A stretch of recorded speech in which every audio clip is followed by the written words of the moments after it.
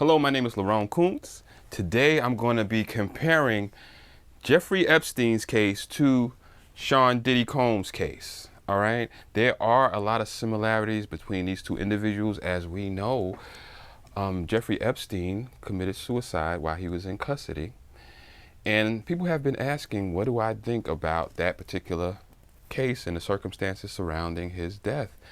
And so I've decided to listen to you guys in the comments, and I'm going to take a deep dive into these two individuals and look at the similarities and speak about the likelihood of what happened to Epstein happening to Diddy. All right, so I have Epstein's indictment here, and I have Diddy's indictment here, and I just want to go through some of the similarities in these two indictments.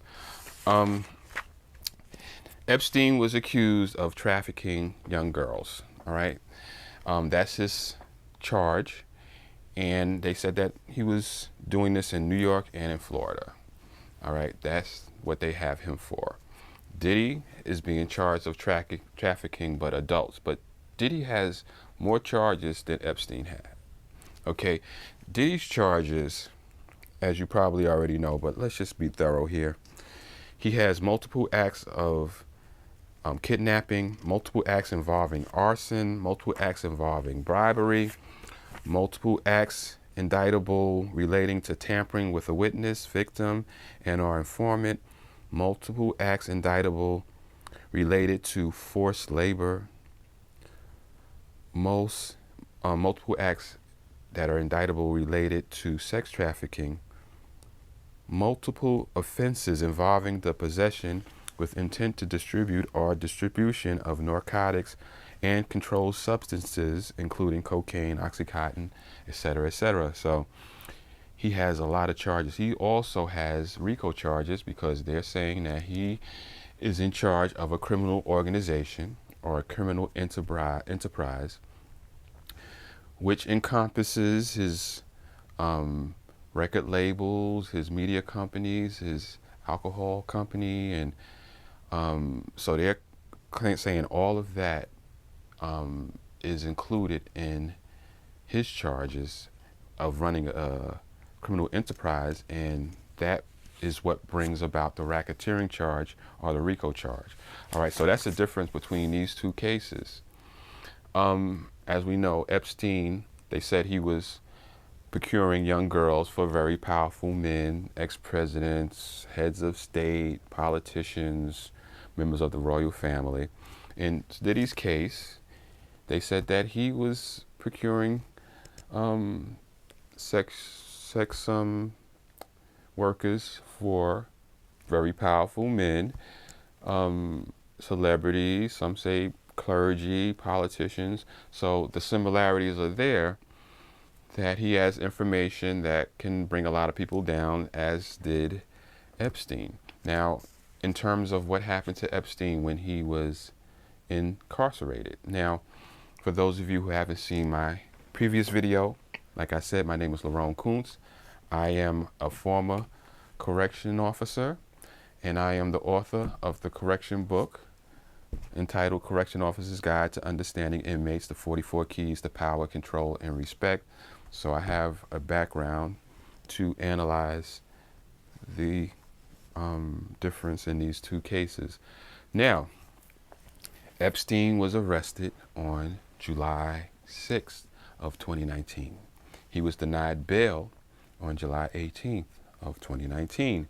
The reason why they denied his bail is because they considered him a flight risk, because in the 18 months prior to his arrest, he had left the country 20 times.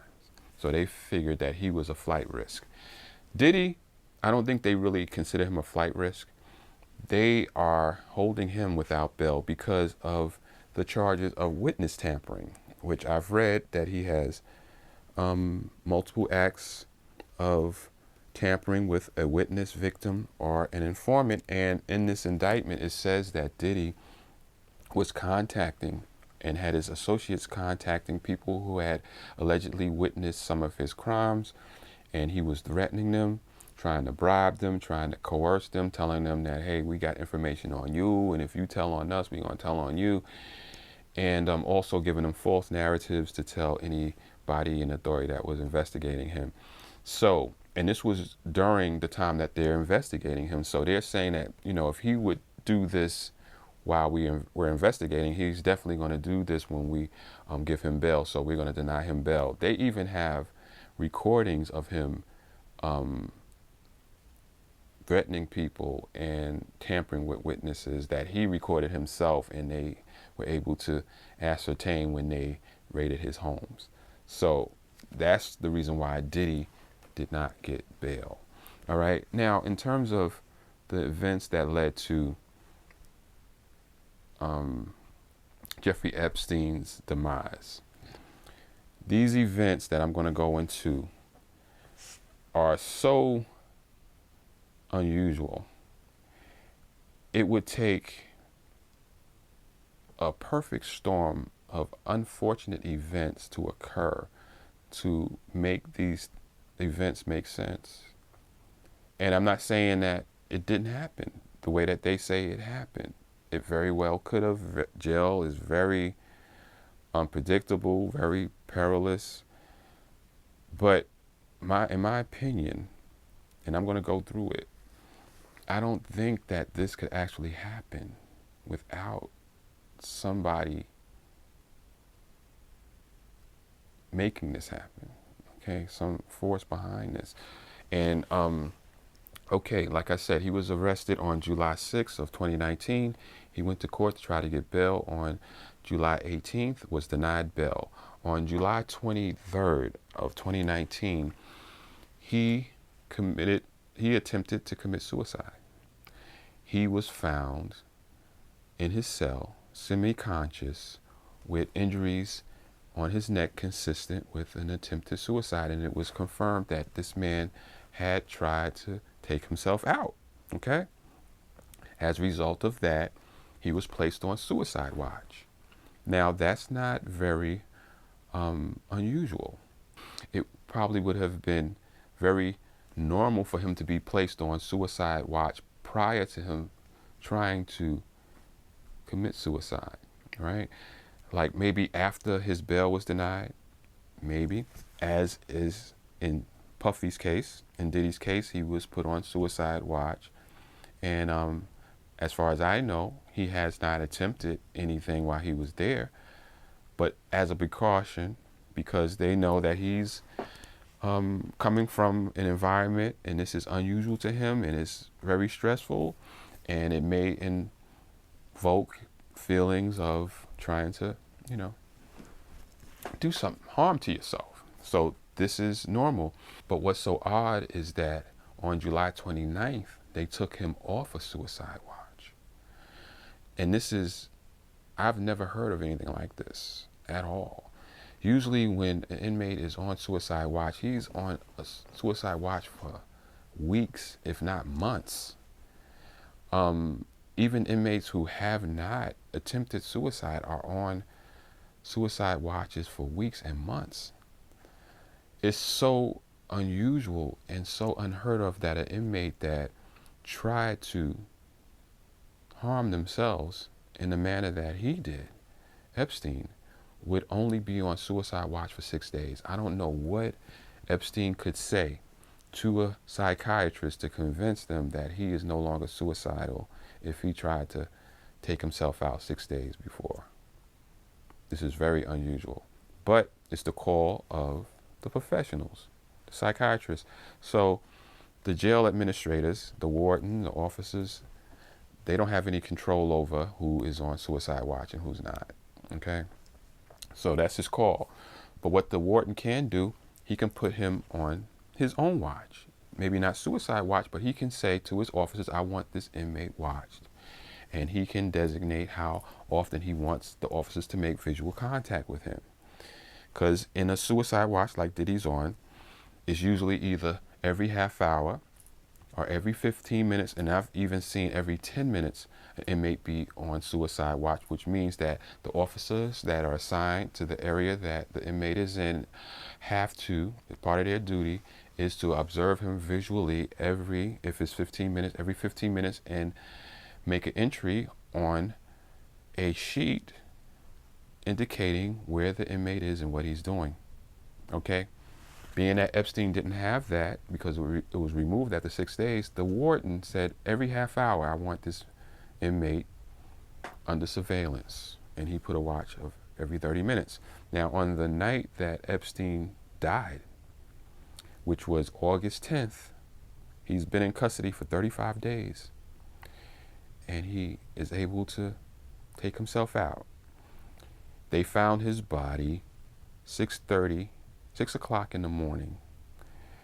When they were doing the morning breakfast or the feeding, they discovered that he was passed away in his cell, but they said that he was dead for several hours before they found him. This is very odd because it also is in the report that there were 2 officers assigned to watch Epstein. And these 2 officers were on that shift, and it probably was the 11 o'clock p.m. shift to the 7 a.m. shift. So they were charged with watching him and making visual inspections of him every half hour, and they didn't do it. Okay, that is very odd. They said that they were either sleeping or on the internet doing other things, but no one went to his cell to make sure that this man was alive during that shift. And the officers were forging the documents that said that they were making their tours, and they weren't. Now, this is very unusual to me as a correction officer because I know that jails don't often get high-profile, notorious inmates like Jeffrey Epstein and Diddy. We don't. And when we do, or when a jail does, everybody is aware of it. If they're in the news, there's extra precautions to make sure that these individuals are under constant surveillance. So the warden or the administrative staff will appoint officers that are designated to watch this high-profile individual. And in a jail, the administration knows which officers are about their business, and they know the zeros, the ones that are just phoning it in and they're not doing the job correctly. So to have just one officer that is naive enough to fall asleep during an assignment like this is very rare. That officer would not be able to get that assignment. But to have 2 officers that are zeros that have this type of assignment is almost unheard of. Right? So that makes that just, there's so many red flags concerning Epstein's death. Also, in his cell, they said that he had clothes and sheets and blankets and all of these different things in his cell. Now, I understand that they took him off of suicide watch, but these types of things in his cell are contraband. He's not supposed to have that. If he had a suicide attempt, he's not supposed to have pairs of pants laying around. He's not supposed to have blankets and stuff laying around, things that he could possibly use to do it again, to commit suicide again. So this is odd that, first of all, that he's not on suicide watch, and second of all, that he has all these things in his cell that he can use to hurt himself. So there's so many red flags in this situation that, like I said, it would have to be a perfect storm of unfortunate events that culminated to allow this to happen. Also, when an officer is on post, it doesn't matter whether it's just a normal assignment or, you just work in a housing area. There's a supervisor. You have an immediate supervisor that is required to come to your post at least twice during your tour of duty. So if these officers started at 11 o'clock, they would see that supervisor at least twice before they left or during the course of that tour. And if You have Epstein in your building, and you have an immediate supervisor who's has to come to your area. You would definitely have to escort or walk with that supervisor to Epstein's cell, and the supervisor himself or herself would make a visual inspection of Epstein. This didn't happen because they said that he was dead for several hours. So a supervisor would have made it their priority to come into the housing area, go to the cell, and make his own inspection of what is going on. It's just common knowledge. This did not happen. This is so odd to me. Now the things that I've talked about thus far are very suspicious to me, are very odd to me. But the one thing that is the most troubling to me are the surveillance cameras. There were surveillance cameras that were supposed to be watching Jeffrey Epstein. And for some reason, these cameras were not working that night. So the footage from that camera, those cameras cannot be retrieved. They do not have the footage of Jeffrey Epstein that night. But they have the footage of the officers. But they don't have the footage of Jeff Epstein. How could that happen? That makes this whole situation look like it's been orchestrated by someone, some entity. I mean, I'm not a conspiracy type person. I'm not the type of person that just goes down these rabbit holes and just will believe anything. But from my experience and from what I've been able to learn about Jeffrey Epstein's demise, I would have to believe that all of these things just happened to have happened on this particular night or during his stay in the institution. I would have to believe that this institution is so dysfunctional that these types of things can happen. And I can't believe that. I can't believe that the cameras are not working. You have someone that's designated in a facility just to deal with those types of things, those types of security concerns.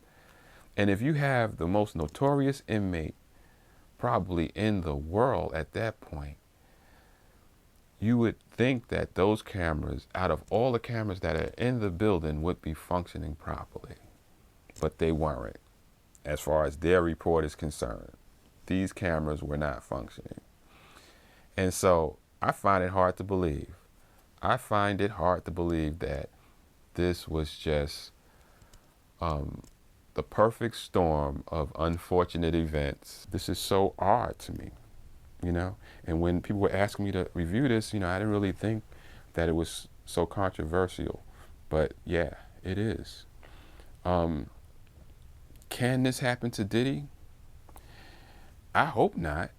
But I would have never thought this could happen to Epstein in the way that it happened.